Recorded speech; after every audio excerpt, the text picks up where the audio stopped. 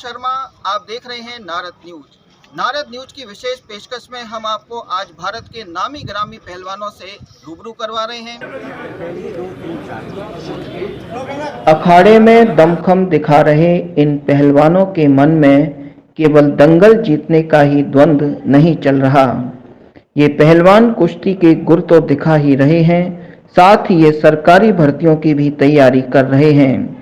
हरियाणा में दिए जा रहे 3% की अपेक्षा राजस्थान में खिलाड़ियों को 2% ही कोटा सरकारी भर्तियों में आरक्षित किया गया है।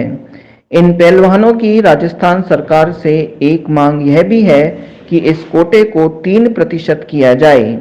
साथ ही पहलवानों के विभिन्न सरकारी योजनाओं में रजिस्ट्रेशन की प्रक्रिया को भी सरलीकृत करने की ये मांग कर रहे हैं।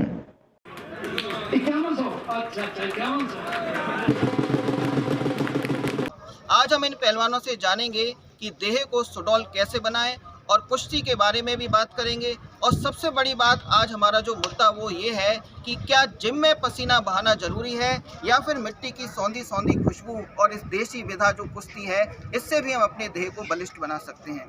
तो आइए हम एक एक करके पहलवानों से बात करते हैं। तो सबसे पहले हम बात करेंगे अशोक पहलवान से, जो कि बांसरौली से हैं। सबसे पहले अशोक जी, मैं आपसे ये जानना चाहता हूँ कि आजकल नौजवानों में देह को सुडौल बनाने का जो फैशन शुरू हो चुका है, तो उसमें जिम में जो केमिकल बेस्ड प्रोडक्ट होते हैं उनसे ज़्यादा लोग अपने को यूज़ करते हैं और उससे अपनी देह बना रहे हैं। तो आप ये बताइए कि क्या इन केमिकल बेस्ड प्रोडक्ट को खाना ज़रूरी होता है? ये केमिकल बेस्ड प्रोडक्ट को कभी नहीं खाना चाहिए। अगर खाना है तो बादाम, मुनक्का, किशमिश, ये जो देसी चीज़ें हैं इनसे ज़्यादा दिन आदमी पहलवान चलता है, उनसे बहुत जल्दी साइड इफेक्ट होते हैं और नुकसान होकर बीमार हो जाता है। अच्छा, आपने अभी तक किस किस कुश्ती में भाग लिया है? कौन कौन से खिताब हासिल किए हैं? मैंने यहाँ जिला केसरी, लोहागढ़ केसरी और राजस्थान केसरी और इंडिया में 2 बार मेडलिस्ट। तो आपकी जैसे दिनचर्या शुरू होती है वो किस तरह से शुरू होती है? सुबह 4 बजे चक्कर, सुबह बैठक मार के 5-4 किलोमीटर दौड़ मार कर फिर उठा बैठी मारते हैं। फिर उसके बाद पीटी कुमार को साहब हैं जो प्रैक्टिस कराते हैं। प्रैक्टिस करने के बाद स्ट्रेचिंग वगैरह, अखाड़ा गोदना, ये सब काम। सरकार से आप कोई विशेष मांग करेंगे जिससे कि आपकी जो और भी आपको सहूलियतें मिलें? सरकार ने हमारे लिए एक विशेष प्रक्रिया निकाली है जिसके तहत राजस्थान में कोई भी स्टेट या नेशनल पार्टिसिपेट करता है तो उसमें राजस्थान सरकार में 56 विभागों में नौकरी दी जाती है। अगर पहलवानी या कोई भी गेम हो उसमें अगर आदमी ज़्यादा मेहनत करके उस स्तर पर पहुंचता है तो उसको सरकारी नौकरी जरूर मिलती है। अब ये दूसरे पहलवान सचिन पहलवान हैं जो शौक से हैं। हम इनसे जानना चाहेंगे कि आप नौजवानों के लिए क्या कोई विशेष सीख देना चाहते हैं कि किस तरह से स्वस्थ रहें? स्वस्थ रहने के लिए वैसा ये प्रोटीन और केमिकल वगैरह इनको ना लें, जैसे अपना गलत नहीं करें। अच्छा, आजकल एक विशेष बात देखी जा रही है कि पहलवानों का कुछ लोग दुरुपयोग कर रहे हैं। जैसा कि हमने दिल्ली में देखा, सुशील पहलवान किस तरह से पुलिस को कार्रवाई करनी पड़ी। तो ये पहलवान जो हैं वो कुश्ती के अलावा बाकी टाइम जो होता है उसमें क्या करते हैं? क्या इनका कोई दूसरा कोई रोजगार है? क्या आगे ये करते हैं? या कुश्ती पर ही पूरा जीवन डिपेंड है? ये सारी चीजें कौन सा आप बताइए। ये पहलवान कुश्ती में तो दिखाते हैं। जो सही पहलवान है वो कभी भी बुराई की तरफ नहीं जाता, उतनी प्रैक्टिस करता है। वो प्रैक्टिस करके अगर वो रेस्ट नहीं करेगा तो उसकी रिकवरी नहीं होगी तो वो अगले टाइम के लिए प्रैक्टिस नहीं कर पाएगा। नहीं, आजकल एक बात देखी जा रही है कि पहलवानों का कुछ लोग यूज करते हैं। हाँ, यूज करते हैं, वो बहुत गलत हो रहा है। और ये पहलवानों के साथ जो है ना एक नाइंसाफी हो रही है। एक पहलवान, एक माँ बाप, सभी पहलवान गरीब घराने से होते हैं। उनके माँ बाप किस तरह उनको घी दूध और वो खिलाते हैं, किस तरह उनकी प्रैक्टिस करवाते हैं, ये तो एक गरीब घराने के माँ बाप जो खेतों में काम कर रहे हैं वही जाने। तगड़े ये क्या है, नेता और कोई जो ये हैं ठेकेदार हैं या कोई प्रॉपर्टी डीलर है, वो जो जवानों को देख के उनको साथ कर लेते हैं, उनका फायदा उठा लेते हैं। तीसरे पहलवान हमारे साथ हैं पंकज, जो कि परमद्रा से हैं। तो हम जानना चाहेंगे आपकी एज क्या है? हमारी 2017 17 साल की उम्र के पहलवान हैं। अब हम आपसे विशेष रूप से ये जानना चाहेंगे, क्या आपने कुश्ती कोई अपना लक्ष्य बना रखा है? कुश्ती भी हमारा लक्ष्य है, पढ़ाई भी साथ साथ जरूरी है। पढ़ाई भी साथ साथ चल रही है आपकी। क्या करते हैं आप? 11वीं क्लास में। तो आप डेली वर्जिश करते हैं? डेली क्या जिम जाते हैं क्या आप? नहीं जैसे करना है। तो मैं पहलवान जी आपसे ये जानना चाहूँगा, क्या जिम जाना जरूरी है क्या? जिम जाना इतना ज़रूरी नहीं है, लेकिन हफ्ते में एक टाइम या 2 टाइम कभी चले जाओ। वेट मारना जरूरी है। वेट मारना जरूरी है। तो वेट मारने के लिए आप फिर वो रॉड वगैरह सारा यूज़ करते हैं? वो हमारे यहाँ जो अखाड़े में ही है, वो होती है ज़्यादातर, और उससे करना चाहता है उसी से कर लेने। आजकल ज़्यादातर मॉडलिंग में जो बाहर करते हैं वो बाहर ज़्यादा जिम जाने मुद्गर वगैरह जैसे घुमाना वो सब नहीं होता है? नहीं, वो देसी होता है हमारे यहाँ अखाड़े में। एक विशेष टिप्स बता दीजिए दर्शकों को जो मतलब कुश्ती नहीं करना चाह रहे, शरीर उनका स्वस्थ रहे, स्टेमिना बढ़े, उसके लिए क्या उनको खाना चाहिए? बढ़िया खाएं, बढ़िया सोएं, बढ़िया मेहनत करें, सुबह घूमने जरूर जाएं, सुबह 4-5 बजे जग कर जरूर घूमें। खाने में जैसे ड्राई फ्रूट्स वगैरह ड्राई फ्रूट्स वगैरह, घी में सब्जी सूखी और रोटी देखिए ध्यान से सुनिए, घी में चुकी हुई सब्जी का ही कह रहे हैं, तेल और रिफाइंड की मना कर रहे हैं। सूखी रोटी, साथ में दही छाछ वगैरह। ये मनदीप है जो कि राजस्थान कुश्ती एकेडमी में कुश्ती का प्रशिक्षण ले रहे हैं। हम इनसे जानेंगे कि इस प्रशिक्षण एकेडमी में क्या इनको विशेष चीज़ें सिखाई जा रही हैं। बढ़िया कोचिंग सब कराते हैं, डाइट तो कोई स्पेसिफिक डाइट है क्या आपकी एकेडमी में? हाँ बिल्कुल, एक जो है मेनू होता है डाइट का, उस डाइट के हिसाब से इनको 1 किलो दूध है और 2 आंवले हैं, 2 अंडे हैं और दोपहर में एक सब्जी है, दही है, दाल है, सलाद है। ये सारी चीज़ें हाँ, को खिलाई आफ्टर प्रैक्टिस शाम को 1 गिलास जूस है, तो उसके बाद में शाम को अल्टरनेट या तो पनीर है या नॉनवेज है। के बीच में हाथी पहलवान है जो कि केवल भरतपुर ही नहीं बल्कि पूरे राजस्थान की एक बहुत बड़े कुश्ती में हस्ताक्षर हैं। हम इनसे बात करेंगे और कुश्ती और पहलवानों की समस्याओं के बारे में बात करेंगे। सबसे पहले तो हम ये जानना चाहते हैं आपसे कि पहलवानों को लेकर बहुत सारे लोग दुरुपयोग करते हैं उनका, ज़मीन खाली करवाने में, प्लॉट खाली करवाने में, जैसे कि सुशील कुमार का केस हमारे बीच में आया था। तो पहलवान जब अखाड़े में जाता है तो हनुमान जी का वो पहले ध्यान करता है, उसके बाद वो कुश्ती करता है। तो पहलवान के लिए आपने कोई नई सीख है क्या, तो नए पहलवानी करना है? मैं ये बताता हूँ कि एक पहलवानी ऐसा गेम है जिसमें 3 मान होते हैं दुनिया में, बलवान, धनवान और सम्मान, जो मात्र कुश्ती के अंदर है और कोई गेम के अंदर नहीं है।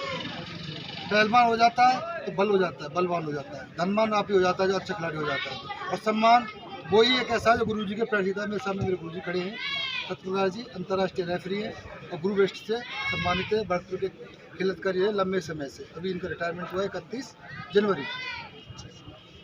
इन्होंने इस भरतपुर के लिए करीबन 2 से पहलवान तैयार किए भरतपुर के लिए, और 5-4 अंतर्राष्ट्रीय और कम से कम 200 से 250 राष्ट्रीय और कम से कम 50-60 पहलवानों के लिए नौकरी मिल चुकी है, जो इनकी देन है कुश्ती। तो हाथी पहलवान 17 से ज़्यादा बार राजस्थान केसरी रहे हैं और केवल राजस्थान ही नहीं, मध्य प्रदेश और कई राज्यों के खिताबी मुकाबले इन्होंने अपने नाम किए हैं।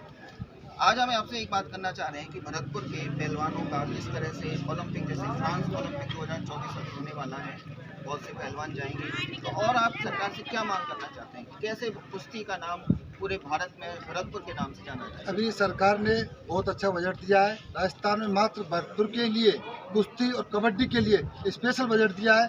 उससे पहले जो बजट घोषणा की थी, जब 7.5 में इंडोर स्टेडियम, इंडोर जो बनेगा वो हम सारे गेम मल्टीपर्पज हॉल बनेगा, वो भी बहुत अच्छा बनेगा। सरकार के लिए बहुत बहुत बधाई है हमारी तरफ से, और सरकार कुश्ती के स्पेशल कुश्ती के लिए बहुत अच्छा कर रही है यहाँ पर, और कबड्डी के लिए भी बजट दिया है।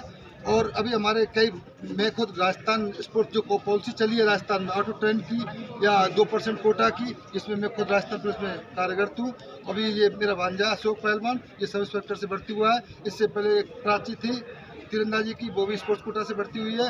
तो इससे खिलाड़ियों में उत्साह इतना हो रहा है कि राजस्थान नहीं, भरतपुर नहीं, पूरे राजस्थान की कुश्ती इतनी ऊंची हो गई है, गेम ही सारे ऊंचे हो गए कि आज पहले कुछ वजनों में कम पहलवान आते थे, अब तो बहुत अधिक पहलवान आने लगे। स्टेट करा के देख लो आप, कहीं भी इतने बालक आते हैं कि कैसे हमारे नेशनल में नंबर पड़ जाए। अब फुलवारा के कुशपाल पहलवान हमारे बीच है जो अभी कुश्ती लड़कर आए हैं। अभी आप कुश्ती लड़कर आए हैं, कौन सा खिताब के लिए आपने? अच्छा, आज जो ये दंगल हो रहा है इसमें 3 तरह की कुश्तियां हैं, केसरी, बसंत और कुमार। तो इसमें क्या अंतर है? वजन के हिसाब से। तो आप केसरी के लिए खेलते हो? तो पहलवान साहब, आप मुझे ये बात बताइए कि कुश्ती की बारीकियों के बारे में कुछ चीज़ें जो आप कहना चाहते हैं, जो कुश्ती के नया जो सीख रहे हैं उन बच्चों के लिए आप क्या कहेंगे?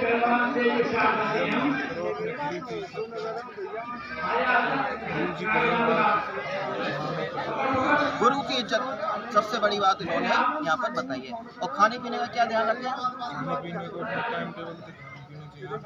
किसी भी तरह के व्यसन में नहीं पड़े। और आप अपनी कुश्ती यात्रा के बारे में बताइए, कहाँ आप खेले, कौन कौन से पदक आपने हासिल किए? 3 बार आपने नेशनल अवार्ड जीता है। अच्छा, और ब्रॉन्ज भी पहले हासिल किया है? 1 सिल्वर है, 2 ब्रॉन्ज। तो इसमें फिर राज्य सरकार की जो योजना है उसका कोई लाभ आपको मिला? अभी तक तो नहीं मिला, बोल रहे हैं अभी मिल जाएगा। ये बताइए कि ऐसा योजना है शायद कि जो नेशनल लेवल पर खेलता है उसके लिए कुछ? हाँ, ऐसी आउट ऑफ टर्न पॉलिसी जो राजस्थान की है, हाँ, उसमें सीनियर नेशनल में जो बच्चा भाग ले लेता है, सीनियर नेशनल प्रतियोगिता में भाग ले लेता है, अच्छा, ये तो सीनियर नेशनल में अभी ब्रॉन्ज मेडल लेके आया है। हाँ, तो ये जो आउट ऑफ टर्न पॉलिसी है उसका हकदार है। अभी इसके कागज गए हुए हैं, जल्दी ही इसकी सर्विस लग अच्छा, जाएगी। इसकी सर्विस लग जाएगी। अच्छा, जो सीनियर राष्ट्रीय प्रतियोगिताओं में हिस्सा लेता है वो उनको ये अभी हमारा जो ये अशोक पहलवान है, ये अभी SI सिलेक्ट हुआ है नेशनल के मेडल के आधार पर। स्टेडियम से जो पहलवान जुड़े हुए हैं उनका नाम है सुमित पहलवान, जो अभी भरतपुर के लोहागढ़ केसरी कुश्ती लड़कर आए हैं। हम आपसे जानना चाहेंगे कि जो नौजवान आज कुश्ती को एक अपना करियर बनाना चाह रहे हैं उनके बारे में आप कोई उनका मार्गदर्शन करना चाहेंगे, क्या कहना चाहेंगे? देखो, कोई भी गेम हुआ जी, जैसे कुश्ती हुई, कबड्डी हुई, जैसे देहात के हमारे गांव के अच्छे जो करते हैं सबसे ज़्यादा बड़ा कुश्ती या कबड्डी करते हैं। तो कुश्ती और कबड्डी एक बहुत अच्छा गेम है जो हर एक बच्चे को करना चाहिए। क्या ये जो पहलवान है अपना स्टेमिना बढ़ाने के लिए, जैसे कि आजकल नौजवानों में अपने शरीर को बॉडी बिल्डिंग का क्रेज बढ़ता जा रहा है, तो वो वे प्रोटीन यूज करते हैं, क्रिएटिन भी यूज़ करते हैं, तो आप लोग उनके बारे में क्या मतलब कहेंगे? क्या वो ज़रूरी होते हैं? ज़रूरी वो इतने ज़रूरी नहीं होते जी। वो ये है कि 20-22 साल से जो ज़्यादा एज हो जाती है उनके लिए ज़रूरी होती है। नहीं तो बच्चों के लिए तो जैसे ये प्रोटीन हुआ, सोयाबीन हो गई, दाल, ये खाने चीज़ों से ज़्यादा प्रोटीन होता है। अच्छा, ये गद्दे की कुश्ती और ये जो मिट्टी का अखाड़ा है इसमें क्या आपको अंतर दिखता है? गद्दे की कुश्ती और मिट्टी कुश्ती में इतना अंतर नहीं है, यही है कि थोड़ा स्पीड का अंतर है। स्पीड का अंतर है? कैसे? यहाँ थोड़ी कुश्ती होती है, मैट पे थोड़ी स्पीड में। पहलवानों के जो ये कान है क्या वो टूट जाते हैं या उनको तोड़ा जाता है, इसके बारे में ज़रा बताओ।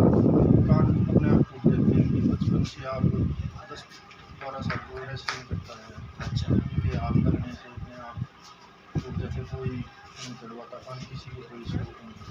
अच्छा, ये बताइए पहलवान जी, फ्री स्टाइल जो कुश्ती होती है जैसा कि अपन WWF में देखते हैं, वो कुश्ती अलग है और ये कुश्ती अलग है, इसमें कुछ नियम कायदों का क्या अंतर रहता है? उस कुश्ती में इस कुश्ती में दिन रात कपड़ा लेते हो, एक नकली कुश्ती है।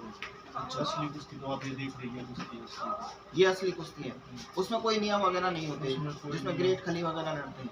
हाँ, वो उनके भी पूछ लेना, आप खली पे एक भी पूछ लियो, चाहे जो भी ये कुश्ती बताएंगे सब उसमें। अच्छा, सबसे जो मेन कुश्ती है वो यही कुश्ती है। तरुण पहलवान जो कि नगर से हैं वो हमारे बीच हैं, हम उनसे जानना चाहेंगे कि आपकी दिनचर्या किस तरह से शुरू होती है, डेली कितना आप अभ्यास करते हैं अखाड़े में, क्या आपका खाना पीना रहता है, सारी चीज़ें बताइए। 4 बजे होते हैं, 8-9 बजे। 4 बजे से और 9 बजे तक आप अखाड़े में कुश्ती का अभ्यास करते हैं। शाम को 2-2:30 बजे हो जाते हैं, शाम को 6 बजे तक। अच्छा, आपने गद्दों वाली कुश्ती भी लड़ी है और आपने कौन कौन सी नेशनल स्टेडियम खेले हो? आप नेशनल गया हूँ, मेडल है। नेशनल स्टेडियम खेले हो, तो ऐसे ही राज्य सरकार की योजना है कि जो खिलाड़ी नेशनल प्रतियोगिता में भाग ले लेता है उसको राज्य सरकार नौकरी देती है। क्या आपको ये, पार्टिसिपेट पे भी यहाँ फॉर्म सेलेक्ट हो जाते हैं राजस्थान में। तो आपने इसके लिए अप्लाई कर रखा है? तो ये जो इस तरह की योजना है वो आपको लगता है कि ऐसे लोगों को प्रेरित करेगी जो कुश्ती को अपना करियर बनाना चाहते हैं? कुश्ती को जो लोग अपना करियर बनाना चाहते हैं वो इन योजनाओं से आकर्षित होकर कुश्ती को अपना करियर बना रहे हैं। सही बात है ये? अपने खाने पीने के बारे में बताइए, किस तरह से हम और अपने शरीर में स्टेमिना बढ़ा सकते हैं? दूध बादाम हमारे बीच में भरतपुर के जानी मानी कुश्ती में एक शख्सियत है नत्थन पहलवान। आज इनकी उम्र 70 वर्ष है, लेकिन जब ये कुश्ती लड़ते थे तो इनका पूरे भारत में स्थान था। राजस्थान केसरी से लेकर जिला केसरी और लोहागढ़ केसरी पर कई बार इन्होंने खिताबी मुकाबले पर कब्जा जमाया है। तो नत्थन पहलवान से हम सबसे पहला जो प्रश्न आज ये कर रहे हैं कि जो नौजवान कुश्ती को आज अपना एक करियर बना रहे हैं, तो उनको आप क्या विशेष बातें कहना चाहेंगे और क्या आपकी सीख रहेगी उनके लिए? या हमारे गुरु से एक बात के युद्ध विद्या वीरता छात्री संग्राम की कामों में आई तो रही किसका हमारे गुरु शब्द किया था कि तोड़ फोड़ चोट जो पहलवान करेगा वो गारंटी का शिक्षा होगा। हमारा हम तो यही गुरु की शिक्षा है। पहलवान आजकल व्यसन के भी शिकार हो रहे हैं, तो उनको आप कोई विशेष शिक्षा देना चाहेंगे? भैया सन अब हाल का है या मालूम घबराहट पर वो के संसार सब विचित्र भी हम पर तो रुक रहा है महाराज। बदलाव इतना आ गया है, बदलाव आएगा पहले रुक गया इतना ये हमारे बीच दर्रा पहलवान जी हैं, दरब सिंह पहलवान जी हैं। बहुत ही नामी गिरामी हस्ती है, भरतपुर में कुश्ती के स्वर्णिम हस्ताक्षर हैं। दरब पहलवान जी से भी हम बात कर रहे हैं, तो बताइए जी क्या इनको आप सीख देना चाहेंगे? आपकी एज क्या हो गई? 80 वर्ष है ये पहलवान है। अच्छा, ये आप भी दोनों पहलवान, इनकी एज 80 वर्ष है और ये उससे भी ज्यादा उम्र के हैं। दोनों पहलवानों को आप देखिए। आज भी हम अपनी प्रैक्टिस करता हूँ, मैं तो अपनी कम से कम 1-2 किलोमीटर की दौड़ करता हूँ, दंड बैठक करता हूँ, सुबह पसीना निकालता हूँ, अपना दिनचर्या पूरी करता हूँ। 80 वर्ष से ज्यादा की एज में आज भी ये दंड बैठक कर रहे हैं और रोजाना दौड़ भी करते हैं। शरीर को स्वस्थ अखाड़े में कुश्ती सिखाऊं बच्चों को। बच्चा है जिला के चंद्रवीर पहलवान जिला केसरी है मेरा बेटा, राजस्थान केसरी है, उत्तर प्रदेश केसरी है, इंडिया का मेडलिस्ट है। आज इतने बड़े हमारे भरतपुर में हस्तियां हैं कुश्ती के जगत में, लेकिन हमने इनको अछूता छोड़ रखा है। तो मेरा तो नारद न्यूज परिवार की तरफ से ये निवेदन है कि इन लोगों को आप बड़े बड़े मंचों पर सम्मानित करें और इनकी जो समस्या है उसका समाधान करें।